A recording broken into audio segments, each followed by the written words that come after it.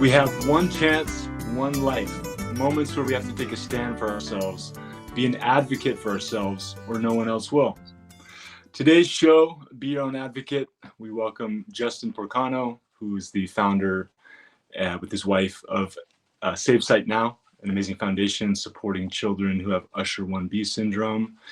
And this is my co-host, Isabel. She'll be joining us today. Justin, I want to give a little bio. When I thought of an advocate, Justin and his wife, Roz, came in as my first initial response because they represent advocacy more than anyone I know. Their daughter has a rare disease. They're supporting her through fundraising and a multitude of different things. But I'll just say Justin's an accomplished industrial designer and creative consultant based in the San Francisco Bay Area. For more than 20 years, he's led design across many industries, from consumer electronics to medical devices to modern furniture, shaping products and systems around human-centered design principles.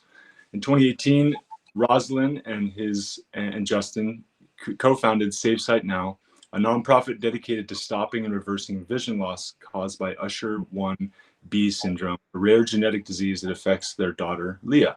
In 6 years, organizations raised $2.4 million and funded 7 pioneering research projects worldwide. The same instincts that guides Justin's design practice, making complex systems approachable, solving problems with empathy, and designing for accessibility, now drive his leadership at Save Sight Now. Welcome, Justin. Thanks for having me. Our pleasure. So yeah, I'm going to bring you in, Isabel, but I want to say, again, when I think about advocacy and championing for someone else's health and well-being, caring for someone through different systems errors like medical and school systems, I think of you. You guys have done an incredibly powerful and inspiring job of being an advocate for Leah, and I'm sure many people in the realm of rare disease. So my first question is really, I guess what comes up for me is I want to hear your story. I want to understand a little bit more about you. We may feature your video here with Leah at some point in this video so people can get a feel for her and your story. But I'd like to know, from you, what would you like to share, and how have you been an advocate in this process, and what have you learned, just to start? Sure. Well, as you've mentioned, my wife and I, Roslyn, started Save Sight Now about 6 years ago in 2018 or 19 at this point. After we learned that our daughter was diagnosed with a rare genetic condition called Usher syndrome type 1B. It's one of the leading causes, if not the leading cause, of combined deaf blindness. So Leah was born deaf from birth with vestibular issues, which means she has really poor balance, and with an inherited retinal disease called retinitis pigmentosa, which means she is rapidly losing her vision. She's only 7 now, as I mentioned, completely deaf and already experiencing vision problems as she's in first grade.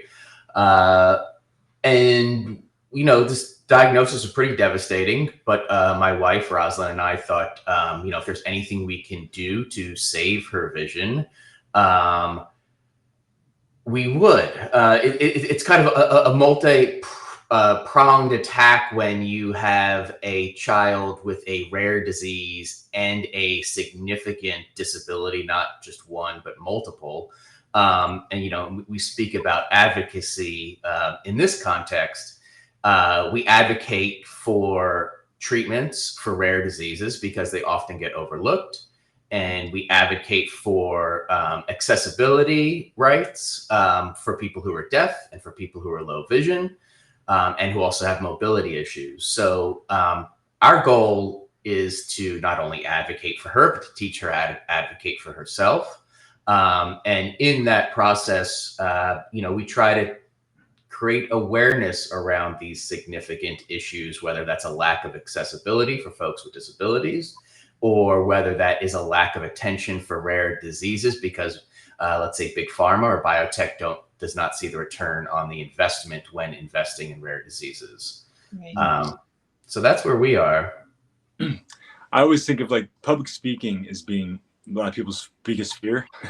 And being an advocate means you have to speak out, right? You have got to often speak out, stand up for yourself, and say no a lot of times. I think it's really hard for people to do, to go against the status quo, to stand up for what they believe or what they feel is right for them, even though it's different than what's being presented.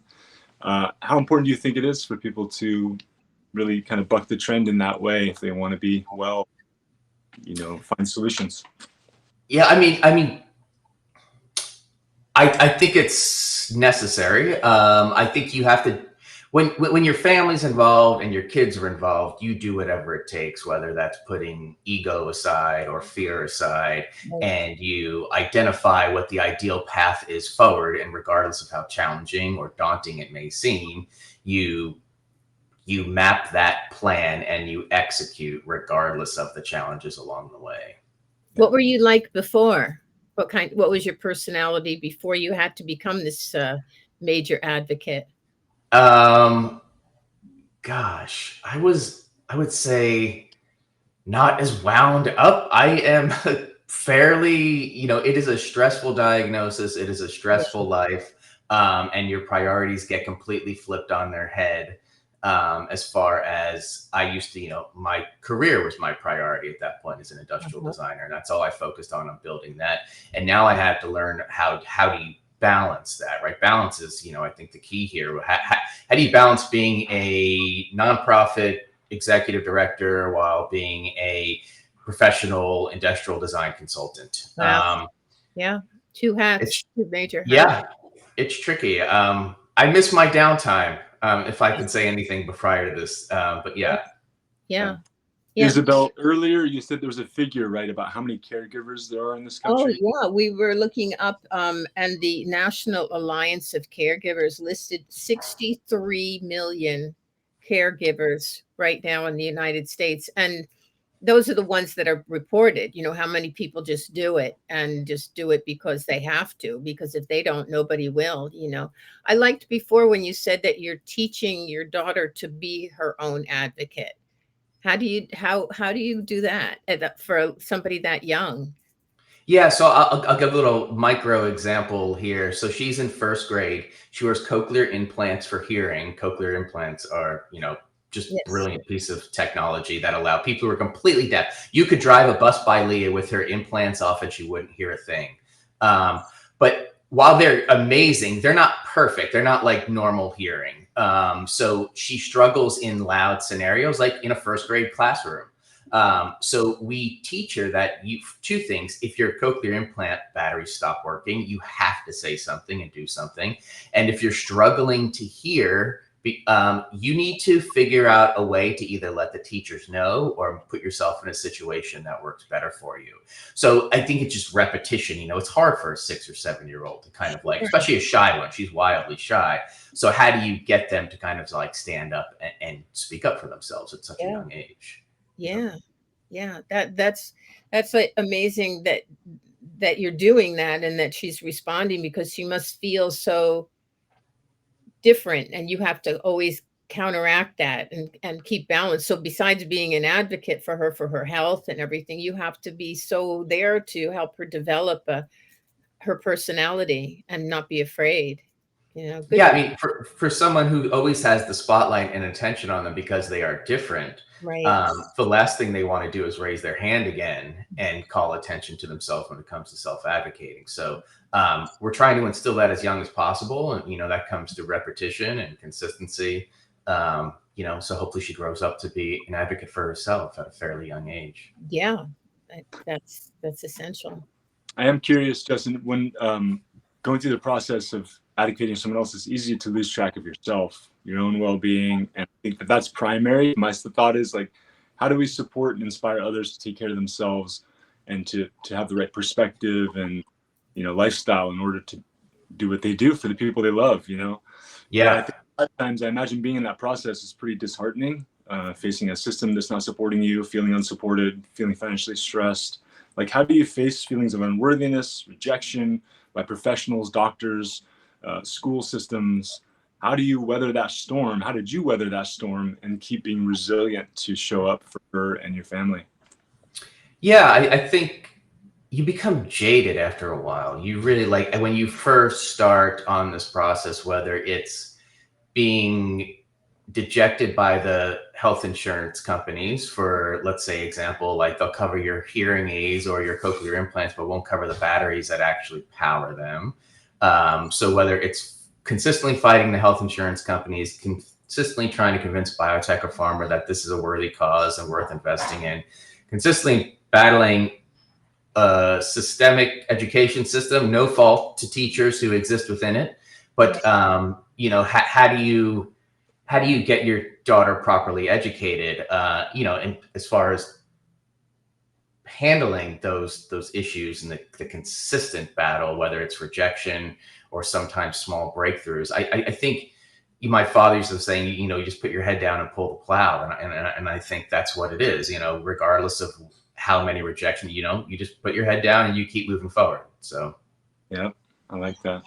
Well, also, you've totally grassroots. You started just with out of necessity, right? Out of a desire to support your daughter's well-being and healing her. And I just want to talk a little bit about the research that you've done and funded and what the advancements have been made through your research. sure. And where we stand now as legislation changes and funding changes. Just a little bit about that. Yeah. So you hit on legislation. I'll touch on that really quick. Current legislation has been challenging. I've heard from researchers who we fund, whether that's at UCLA or OHSU, who said, hey, we just lost our NHI funding. Can you help fund our work and continue this funding? So the current climate has added a very impactful another level of complexity to funding research. But the current research that we're trying to fund now, and the research that we are funding, is a couple things. Usher syndrome type 1B has a couple critical hurdles that get in the way for getting towards a treatment. And one of those hurdles in the world of genetics is the fact that it's a large gene. So we know we know that the high level theoretical concept of gene augmentation and genetic treatment, and that is deliver a correct copy of that gene to its right location. But with something like USH1B and other large genes, the delivery system, like the package, think of it as like the FedEx truck versus the package that lives in the FedEx truck, has to be big enough to handle that gene.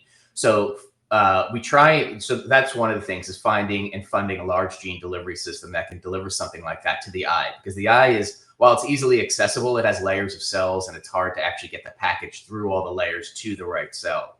The other thing is that USH1B's second problem, besides being a large gene, is that they lack a really good animal model to test in, where typically mice and rats are the ideal model because they're cheap, they're easy to reproduce. But the myosin 7A gene, the one that causes Usher syndrome, doesn't live structurally the same way that it does in a typical mouse or rat model. So we have to look to other models to fund, more expensive models, typically, whether that's a non-human primate or whether that's a pig model or even a canine model. But so a lot of our work has been put towards funding new models. So as an example, we found some German researcher found a naturally occurring USH1B pig model on some German pig farm in Hamburg.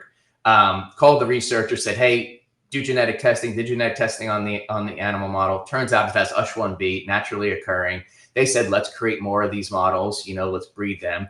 And then now we're working to create a whole cohort, a large kind of breeding zone of pig models that have USH1B that we could do testing in. We're also working on iPSC lines, which is like cells in a dish, right? So we can take Leah's blood, reprogram cells to create photoreceptor cells, the cells that are damaged through USH1B, and then actually do therapy testing on those cells in a dish. So it's a hybrid approach where you look at animal models and you look at cell models, and we're funding both. And then the other problem is that when you get into a clinical trial, you need what's called clinical endpoints that basically tells the FDA that this treatment is successful because, look, this patient was here and now they're here.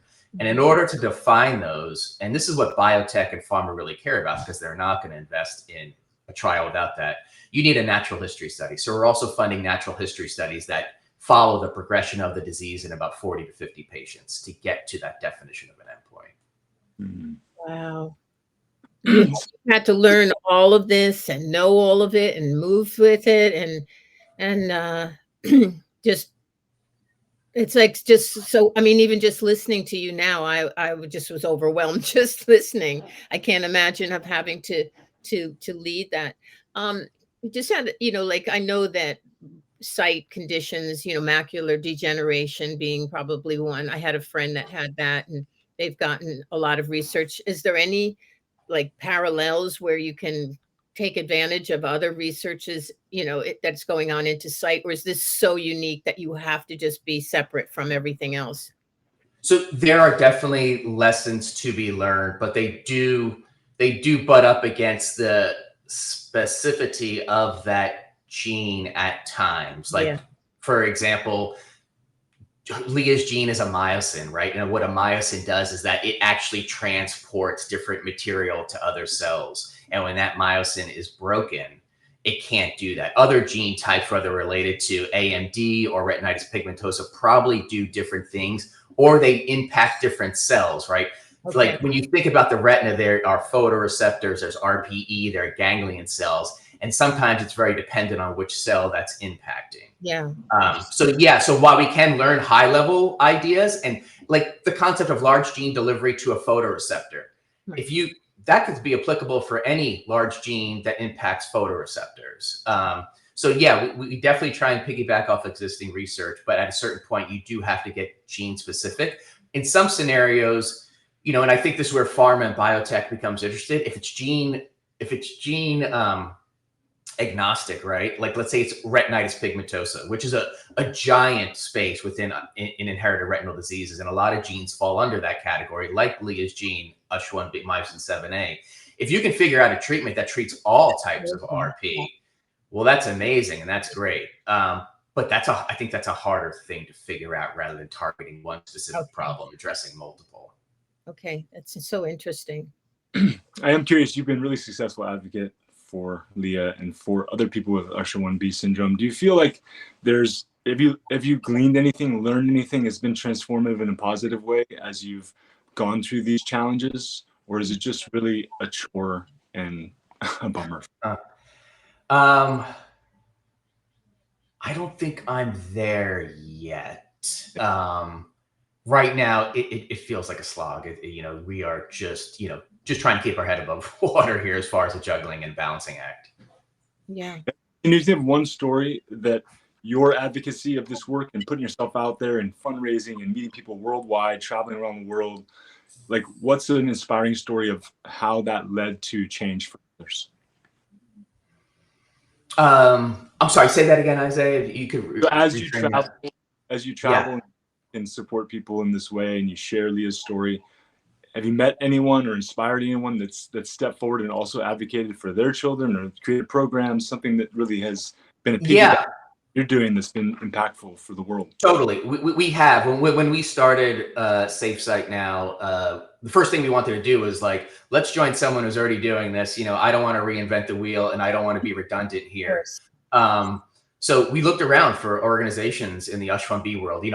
Usher syndrome in general has 3 different subtypes. Type 1 is the more severe of those subtypes. So we looked for other organizations who are focused on type 1B because they're going to be specific treatments for ones that are applicable for us. We couldn't find anyone. No one was doing USH1B specific research. So that's when we're like, great, okay, I guess we're gonna have to do this from scratch.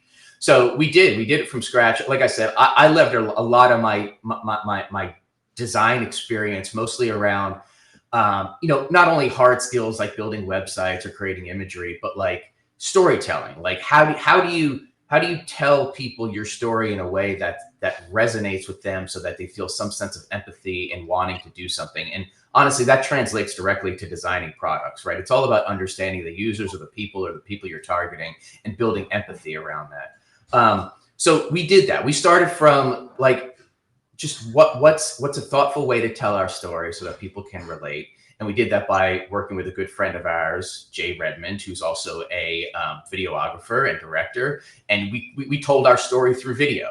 And that was how we launched. And then we started building kind of different frameworks on whether it's how do you engage new patients, it's how do you set up your website and touch points, How do you build videos to tell your story? And how do you throw fundraisers and host people and communicate outwardly? And since then, we had a family in Europe.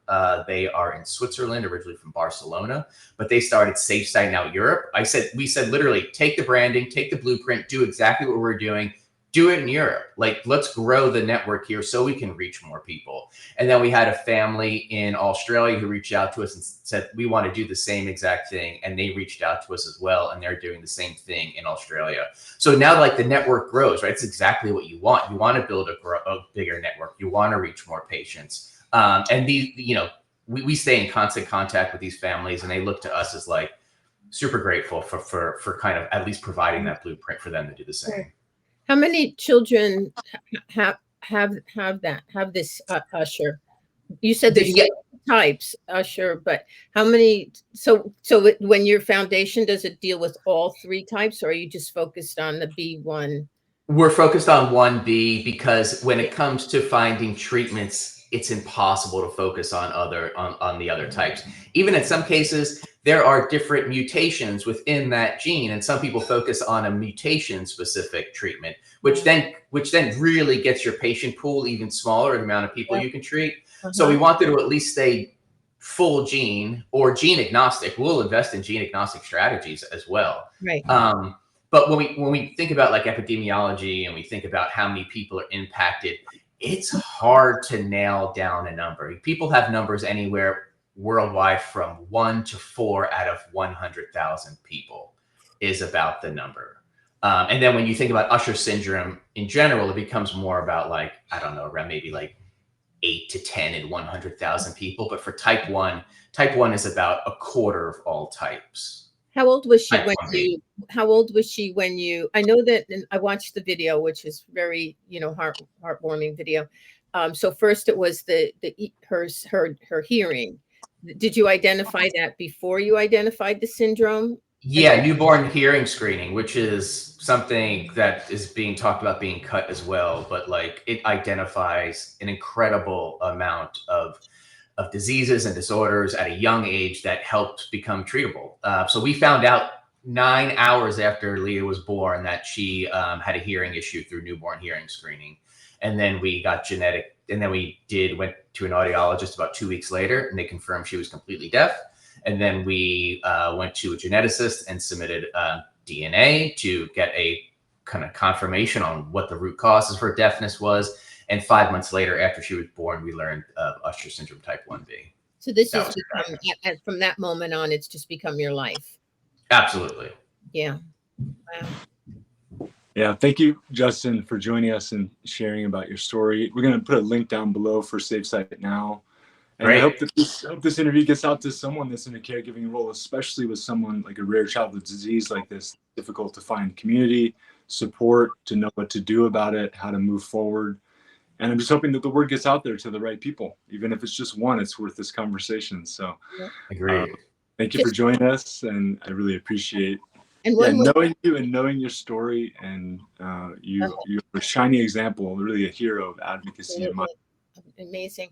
We're also going to be doing this segment. Isaiah and I are going to bring a new segment into what we're doing about caregivers and their role and what life is like, and thoughts and suggestions and support and all that information. Because when Isaiah first told me your story, I just immediately thought, like, there's your life. There's no more just Justin and what you want to do, and so and like Justin was saying, I mean, Isaiah was saying before, the 63 million people that are one way or another, whether it's autistic children or seniors or taking care of, being a grandparent, all of these things. So we thought that would be a really interesting thing to hear the caregiver story, because I mentioned even to our producer, who was a caregiver seriously for quite a few years for her husband. I was saying, maybe, caregiver heroes, like that type of thing. And she said, I don't feel like a hero most days. I feel like it's just what I have to do. But, it doesn't feel like that. So Yeah. definitely would like to have, you back just to talk about you and your wife and what. Sure. Happy to. Yeah, because that's big. And then for little Leah, just out of curiosity, what are the next 5 years for her going to be like? What? Not great. Her vision loss is progressive and is fairly rapid. We don't know. We don't know what the next 5 year, based on the existing trajectory of the disease, she will continue to lose more and more vision. Most kids with USH1B are legally blind before they get to high school. So it really is a race against time in that way, right? You're really. It is literally absolute. I mean, I there's no more of a proper analogy than a race against time at this point. Yeah, and quick little plug here: we do have our biggest fundraiser coming up in Mill Valley in November. So please visit the website to learn more, as well as come out and support us. Yeah. All right, thank you, Justin. Thank you, guys. Leah is now 6.5 years old and just started first grade. Leah, what do you want to be when you grow up? Ooh, a teacher. She is still stubborn, still silly. She's like a little Dr. Jekyll and Mr. Hyde. Super sweet, but can turn on you at any time. We're seeing her challenges get bigger. We're seeing a level of frustration come out of her and manifest itself in different ways. But, I think she's handling in stride for a 6-year-old. When Leah was born, she was diagnosed as profoundly deaf. And then we decided to do genetic testing, which took 5 months. We weren't told of many other options that it could be except for Usher syndrome, and we were like, there's no way it could be also blindness. And then 5 months later, we come to find out that's exactly what it was.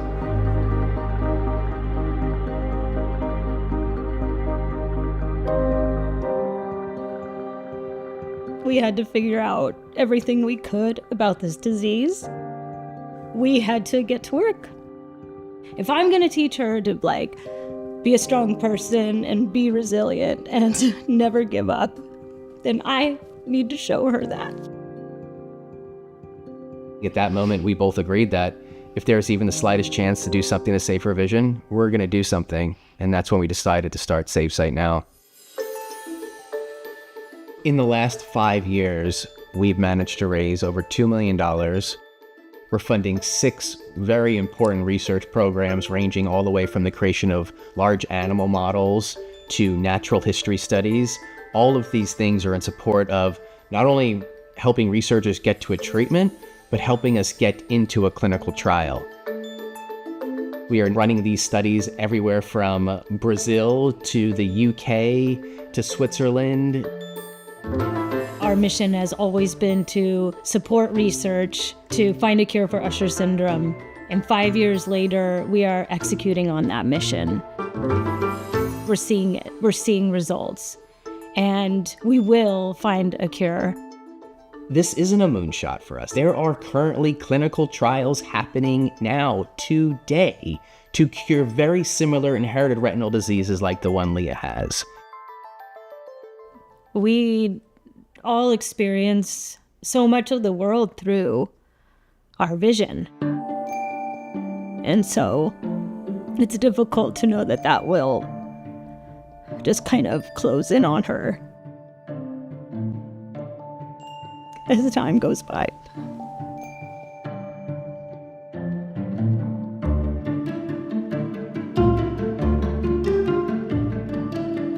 The therapeutic window for Usher syndrome type 1B is incredibly small, which means we do not have a lot of time. We need to be in a clinical trial in the next 5 years. There are thousands of kids worldwide with USH1B, and we are not going to stop until a treatment is found. The SaveSight Now community that has rallied behind us is driving incredible progress. We wouldn't be where we are today without the support of this community. With your support, we will save our daughter Leah's vision and thousands of others worldwide.